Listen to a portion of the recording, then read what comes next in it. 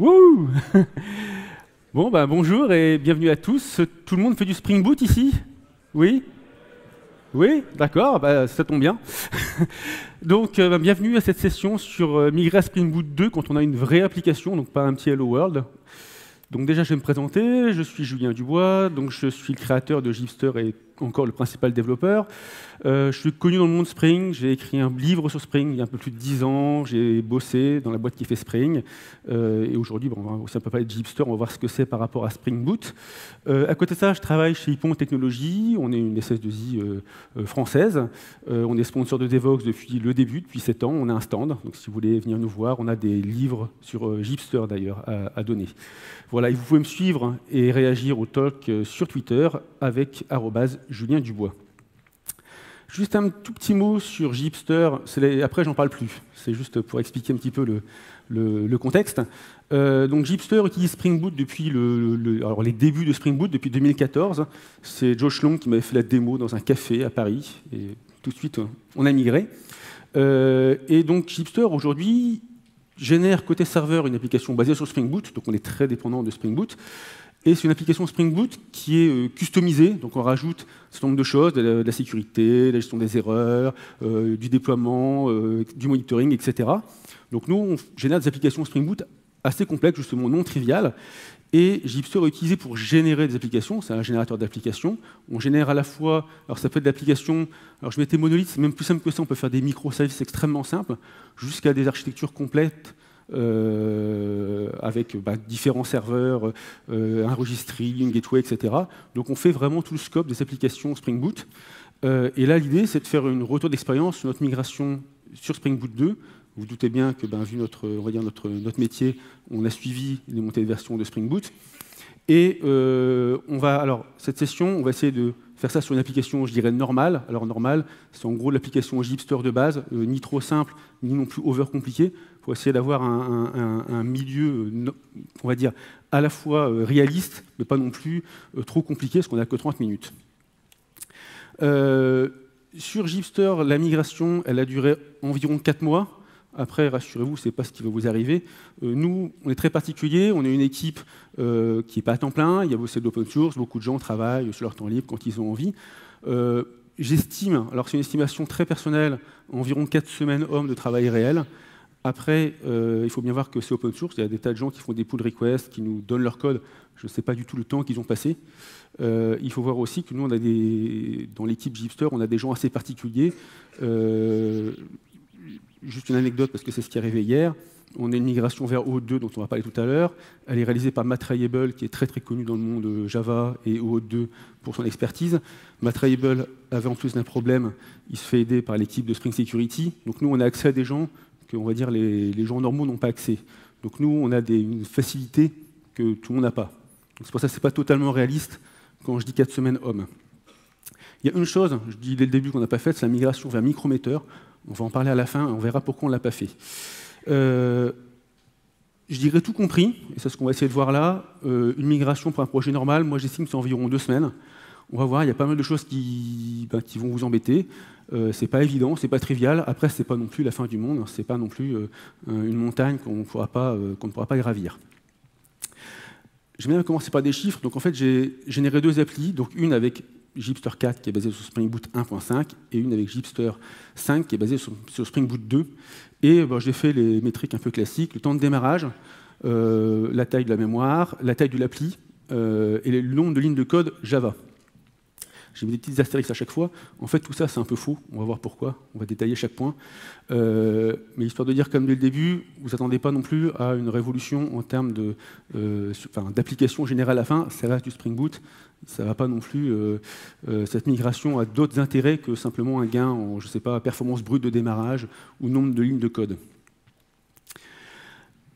On va faire la migration dans l'ordre. Donc, première chose qui va se passer, c'est évidemment le build. Qu'est-ce que vous allez vouloir faire? C'est utiliser maintenant le BOM, donc le Bill of Material de Spring Boot 2, au lieu d'utiliser le BOM de Spring Boot 1.5.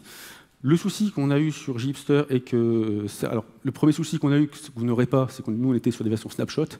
Je vous déconseille vivement de suivre les versions snapshot, c'est horrible, ça casse tout le temps. Ils ont cassé des versions, même les milestones, ils ont cassé tout le temps. Là, c'est quelque chose que vous n'aurez pas. Et pour les prochaines versions, quand il y aura Spring Boot 3, évitez de faire les milestones et les snapshots, c'est horrible.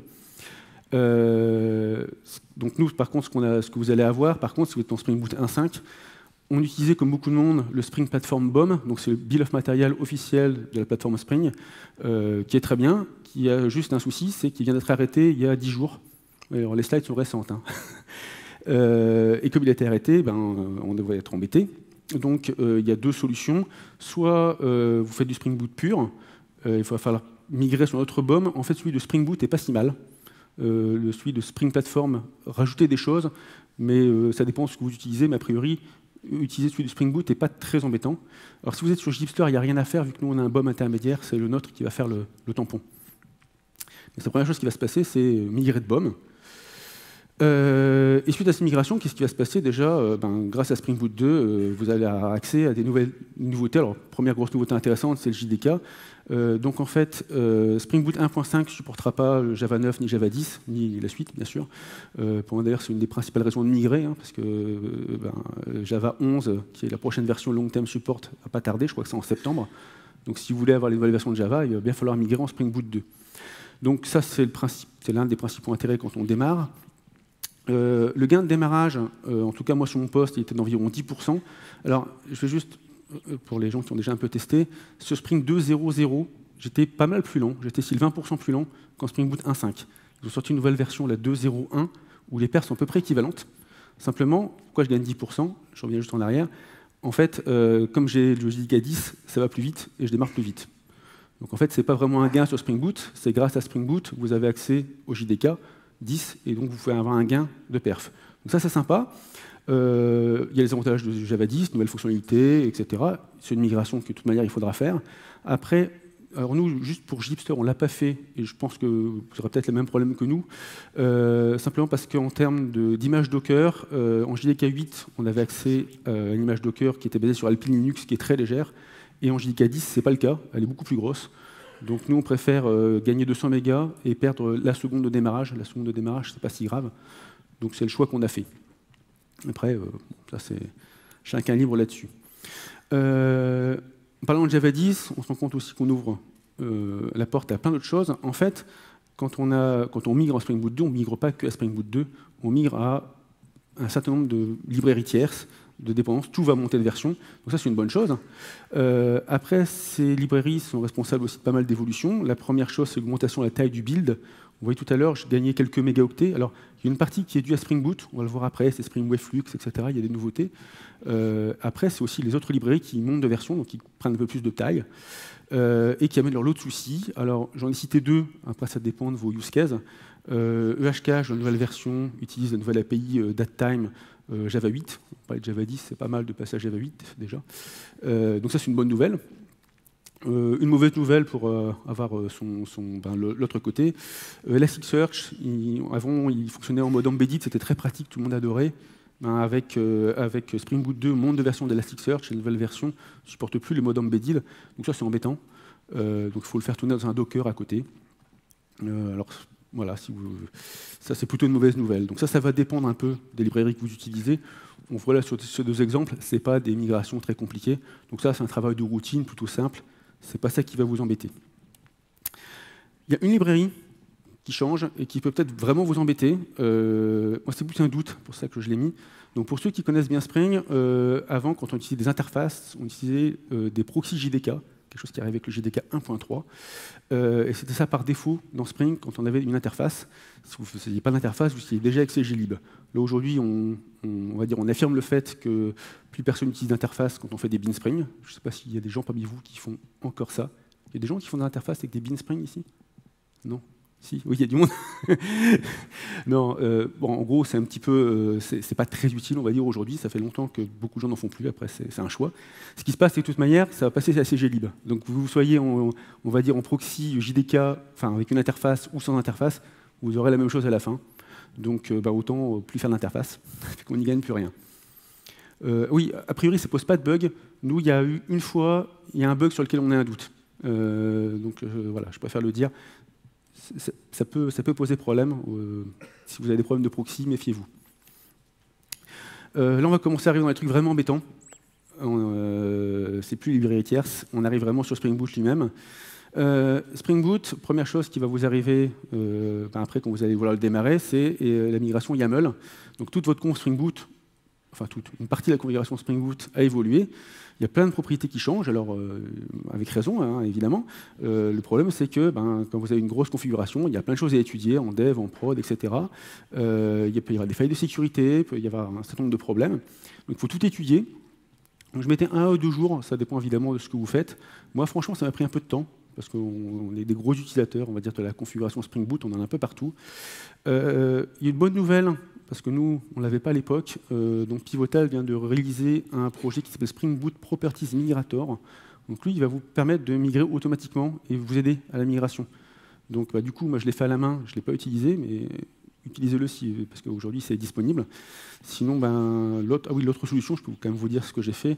Moi, j'étais avec IntelliJ. IntelliJ, il comprend automatiquement, il autocomplète automatiquement les propriétés. Donc, il faut tous les taper et regarder si elles n'existent plus, pourquoi, et qu'est-ce qui les remplace. Donc, c'est quand même un boulot assez fastidieux.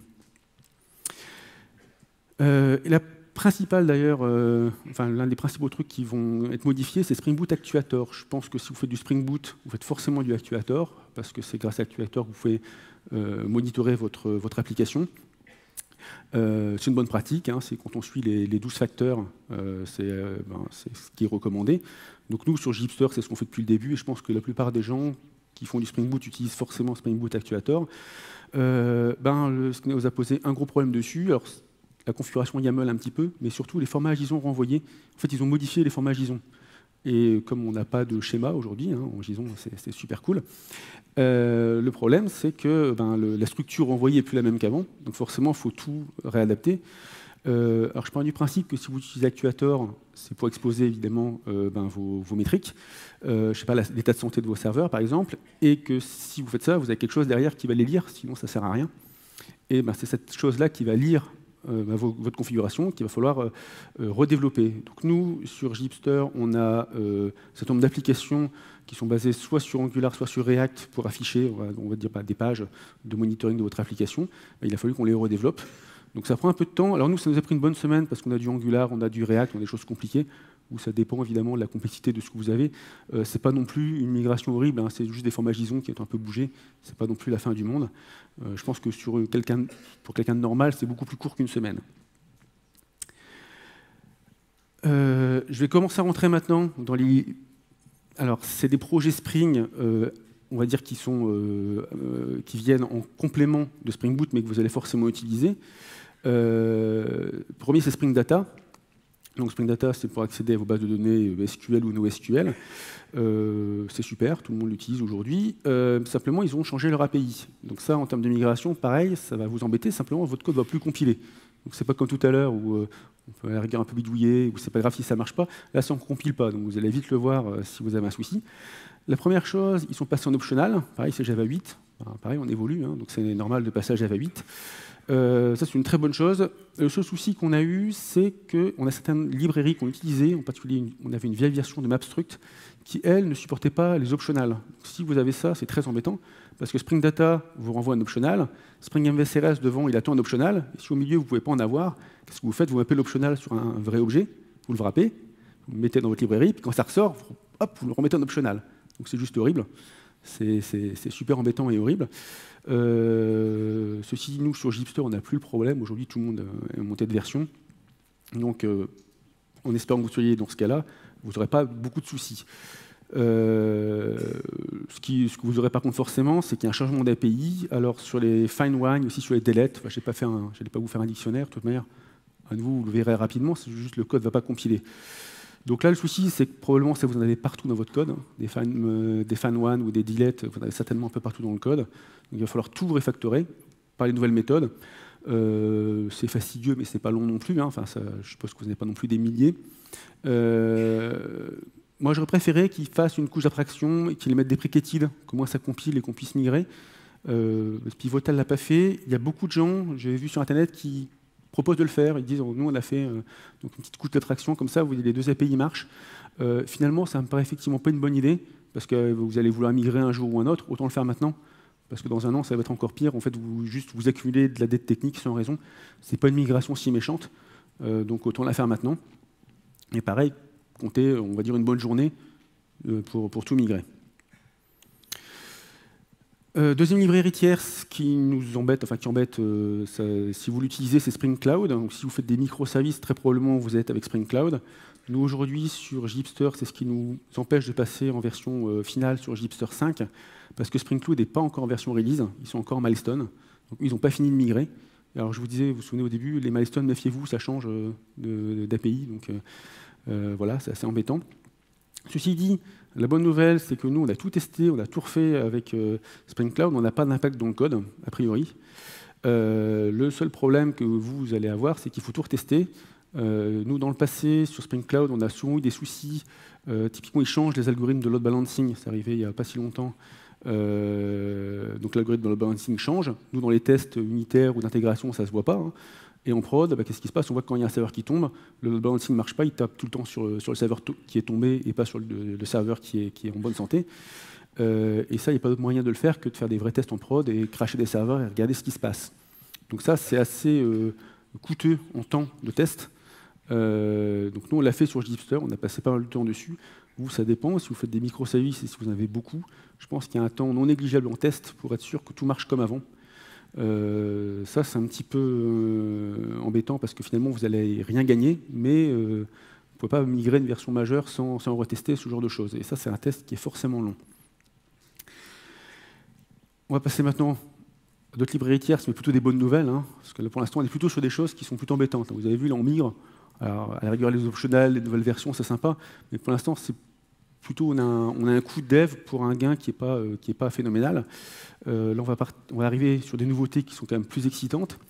La première, la grosse nouveauté sympa de Spring Boot 2, c'est l'arrivée de Spring Web Flux. Donc Spring Web Flux, ça va vous permettre de faire du code réactif de bout en bout, c'est-à-dire depuis votre endpoint REST jusqu'à votre base de données. Évidemment, pour ça, il faut une base de données qui le supporte. Donc, nous, on a fait des tests très très poussés. J'avais des stagiaires, on a fait des clusters réels, on a passé beaucoup de temps à tester. Alors, on s'en doutait, mais en JPA, l'impact n'est pas terrible, parce que le driver JDBC n'est pas réactif. Et quand bien même il le serait, probablement les bases de données SQL classiques ne le seront pas. Donc, l'intérêt en JPA n'est pas terrible, on va dire. Avec une base NoSQL, ça dépend des critères.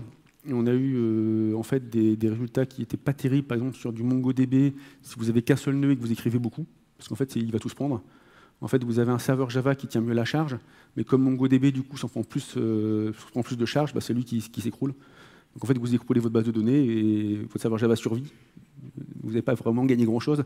Avant, c'était votre serveur Java qui tombait et la base de données qui survivait. Est-ce que c'était vraiment un gain? Pas forcément. Donc ça dépend d'un certain nombre de critères, mais au global, sur du NoSQL, on va dire on gagne quand même. Surtout sur des use cases qui sont... alors il y a certains use cases qui sont très spécifiques et très intéressants. Donc là, j'en cite un qui est le plus évident. Streamer des données, je sais pas, des blobs, depuis la base de données jusqu'à un client. Ça, évidemment, ça marche très bien et ça, c'est super. Donc nous, là-dessus, il y a un support donc de Spring Data qui est à la fois pour MongoDB, Couchbase et Cassandra. Donc si vous utilisez Spring Data, la migration est extrêmement simple. Donc nous, c'est ce qu'on a sur Gipster, sur MongoDB et Couchbase. Donc la migration, bon, enfin, en gros, il y a juste un nouveau repository à faire qui est réactif et ça va marcher en gros comme avant. Enfin, sauf qu'on est réactif. En termes de dev, c'est quasiment le même code. Donc là, si vous avez investi à l'époque sur Spring Data, c'est vraiment une migration qui ne va pas être embêtante. Si vous avez préféré coder vos repositories à la main, ce que moi, sur Gipster, on a fait sur Cassandra, parce que moi, je n'étais pas fan de Spring Data Cassandra, et je l'ai fait à la main. Bah là, par contre, comme c'était à la main, il va falloir recoder vous-même pour être en réactif. Donc, ce qu'on a fait, enfin, c'est quelqu'un de l'équipe Gipster qui l'a fait, c'est Christophe Bornet, c'est pas moi. D'ailleurs, c'est lui qui a fait les 3 migrations. Bah là, évidemment, si vous n'avez pas pris Spring Data, il y a un coût qui est supérieur pour la migration. Au passage, là, je parle juste Spring Boot. Si vous avez un front, Angular, React, ce genre de choses, ce qu'on se rend compte sur Gipster, quand vous étiez en mode réactif, en mode non réactif, en mode normal, vous faites une requête REST, vous avez, je ne sais pas, 3 entités, une collection de 3 entités qui vous retourne, vous avez un tableau de 3 entités en JSON et vous l'affichez facilement dans une table.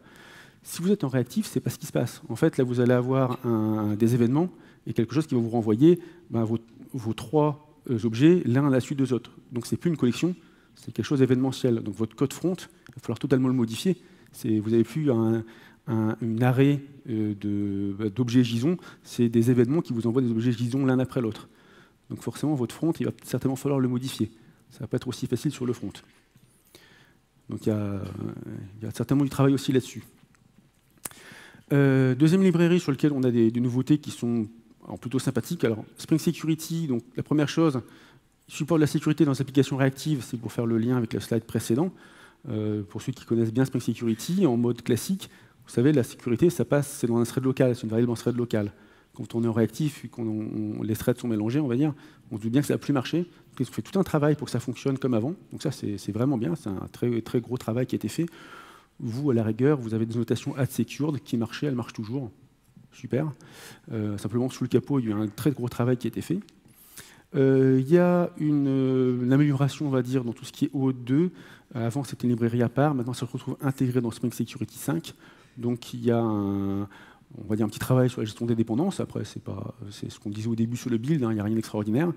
Et il y a un meilleur support d'OpenID Connect. Donc ça, c'est intéressant. Si vous utilisez, il y a OpenID Connect. Nous, on a un gros travail là-dessus, qu'on n'a d'ailleurs pas totalement fini. Et alors, il y a une petite nouveauté qui est, je ne sais pas comment dire, ça peut être sympathique suivant votre utilisation ou pas.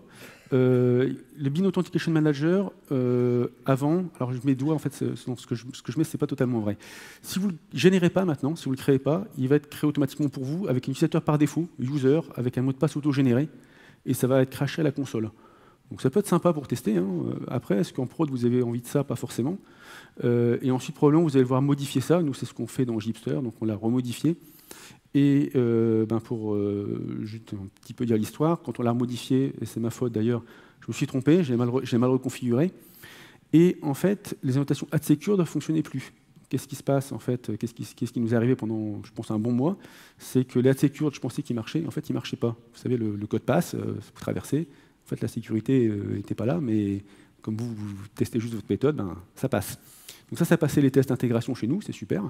Il a fallu que je teste pour de vrai pour m'en rendre compte. Donc c'est pour faire le lien, ce que je disais sur Spring Cloud.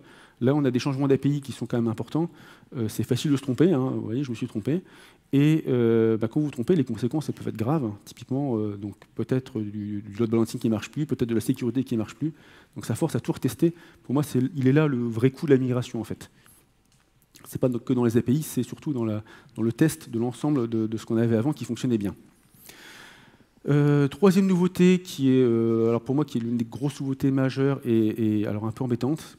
Au tout début, nous, on ne l'a pas fait finalement, pour l'instant. Micrometer, donc c'est le nouveau framework de monitoring. Alors ils comparent ça à SLF4J pour le login. Donc c'est une nouvelle API de monitoring qui fournit maintenant intégré dans Spring Boot. Alors c'est un peu particulier, donc c'est développé par quelqu'un de Pivotal qui, je crois, vient de Netflix derrière. Et donc cette personne développe Micrometer, qui est un framework au-dessus des autres frameworks de monitoring, qui a l'air d'être très performant et très bien fait. Hein, c'est quelqu'un qui a l'air d'être tout à fait compétent, mais qui pour nous a un certain nombre de petits soucis. Alors, première chose, c'est activé par défaut dans Spring Boot. Donc nous, aujourd'hui, on était sur Drop Wizard Metrics, on ne le voulait pas. Je pense que beaucoup de gens ont déjà des systèmes de monitoring en place, peut-être des systèmes payants, vous savez, des AppDynamics, des Dynatrace. Vous ne voulez peut-être pas forcément ça. C'est vrai que l'avoir activé par défaut, c'est peut-être pas une bonne chose, parce qu'en fait, ça va juste vous bouffer de la performance pour rien, vu que vous ne l'utilisez pas. Donc si vous ne l'utilisez pas, faut bien penser à l'enlever, sachant que sur Spring Boot pur, c'est simple à enlever. Et, nous, on a des soucis sur Spring Cloud et compagnie. En fait, c'est quand même bien intégré, c'est dur de le virer des fois. Et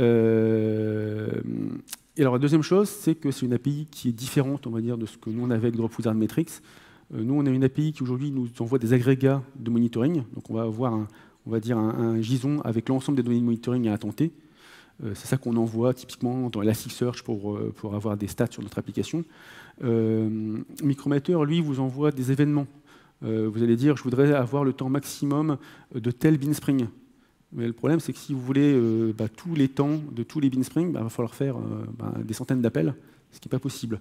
Donc nous, il y a un travail qu'il va falloir qu'on fasse là-dessus pour migrer vers Micrometer, qui n'est pas simple, et je pense que beaucoup de gens ont le même problème, parce que même si c'est tellement plus performant et mieux fait, c'est une approche qui est un petit peu différente de ce qu'on a l'habitude d'avoir. Puis ensuite, il y a 2 doutes qui nous ont empêchés de migrer maintenant. Donc c'est très récent, hein, ça vient d'être développé, enfin ça vient de sortir en version finale, je crois. Donc nous, pour du code de monitoring qu'on va voir partout, on préfère quelque chose un peu plus stable que ça. Donc on préférerait laisser les autres essuyer les plâtres. Donc si vous voulez l'utiliser, allez-y, nous on attend que vous corrigiez les problèmes. Et la deuxième chose, c'est que comme c'est développé par une personne toute seule, il n'y a pas une grosse communauté, c'est en train de grandir. Hein. Aujourd'hui, il n'y a pas une grande communauté. Nous, ça nous fait toujours un petit peu peur, les projets open source qui n'ont pas une grosse communauté, parce qu'on sait comment ça se passe. Hein. Il y a une boîte qui sponsorise, et puis demain, la boîte, elle en a marre, elle a d'autres priorités, ils arrêtent de sponsoriser, et puis le projet disparaît. Je ne pense pas que ça sera le cas sur Micrometer, hein. J'ai assez confiance, mais tant qu'à faire, on préfère attendre. Donc nous, on pense migrer d'ici 6 à 12 mois, mais pas tout de suite. Ça, par contre, si vous voulez le faire, je pense que ça va être très coûteux pour vous. Après, il y a des gros intérêts. Ils ont des plugins pour plein d'outils monitoring, style Datadogs et compagnie. Je pense que ça peut être assez sympa. Bonus, il y a une autre nouveauté qui est super sympa dans Spring Boot 2, c'est qu'il y a des bannières animées. Je pense que tout le monde attendait ça. Donc ça, c'est formidable. Avant, dans Spring Boot 2, dans Spring Boot 1, vous pouviez mettre un GIF et ça vous transformait en ASCII.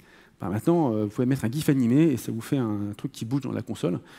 Donc ça a deux petits défauts. Hein. Bon, déjà, ça bloque la console. Hein. Donc en termes de vitesse de développement, vous perdez 2 secondes le temps d'attendre que le truc il tourne. Donc bon, super.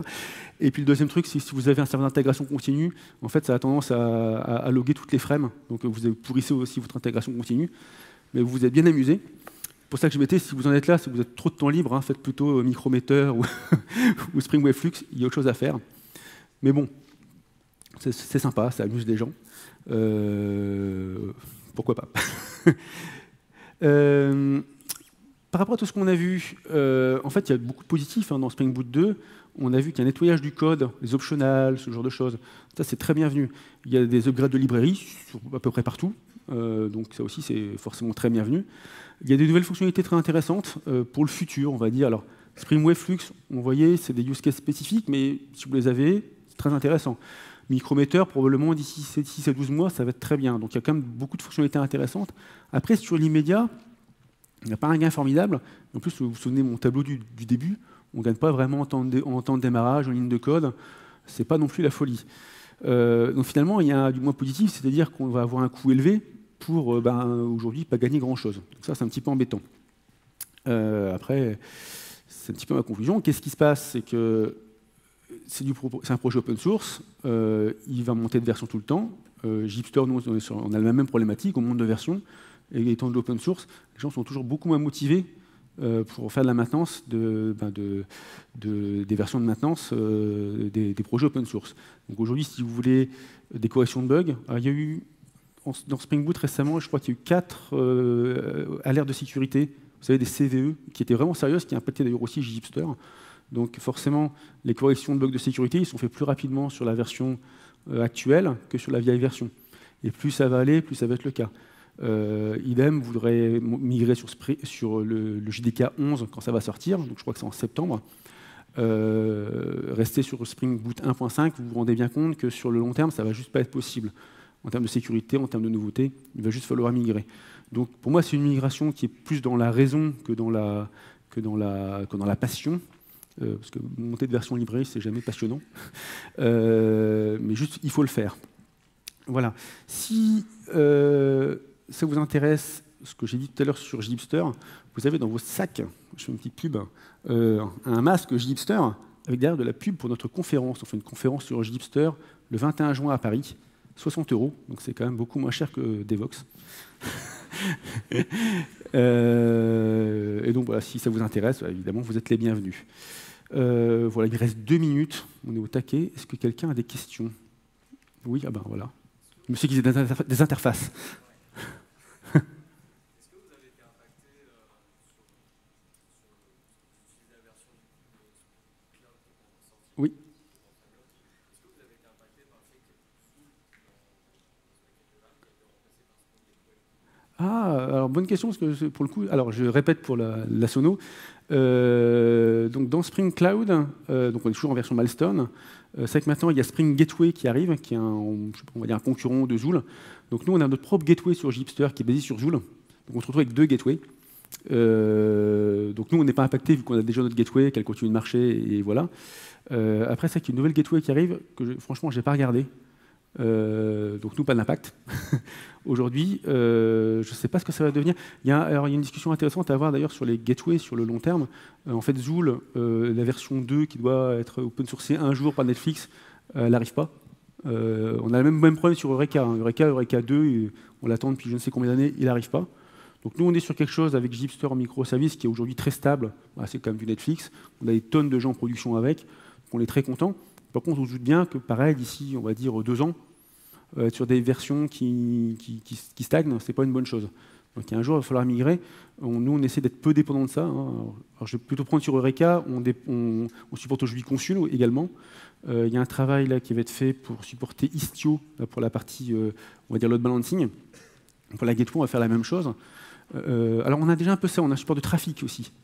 Donc nous, on essaie sur Gipster d'être multi-provider, on va dire fournisseur de techno, parce qu'on sait que c'est des technos qui, avec le temps, changent régulièrement, et qu'il y a des hauts débats. Il y a des fois, il y a des boîtes qui sont très motivées avec des projets open source super bien, puis que 2 ans après, la vague elle redescend, puis il y a une autre vague qui arrive. Donc ça, pour nous, c'est l'un des gros intérêts pour moi de Spring Cloud aussi. C'est que Spring Cloud, eux, ils ont des API génériques là-dessus. Donc nous, on essaie de se baser dessus, ce qui fait qu'on peut migrer typiquement d'Eureka à Consul sans rien faire. C'est Spring Cloud qui fait leur discovery client, qui fait le boulot.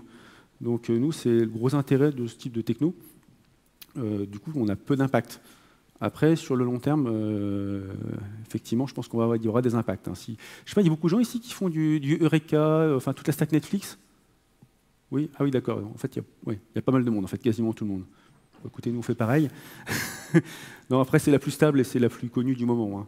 Hein. Simplement, c'est vrai que Netflix aujourd'hui, je trouve qu'il y a un petit stagnation, on va dire, dans les montées de version. Après, il ne faut pas toujours avoir la dernière version. Hein. C'est bien aussi d'avoir une version stable sur ce genre de choses. Voilà. Je vois que mon beeper clignote partout, donc il faut que je vous laisse. Merci beaucoup. Et puis, écoutez, à très bientôt à la GipsterConf. Hein.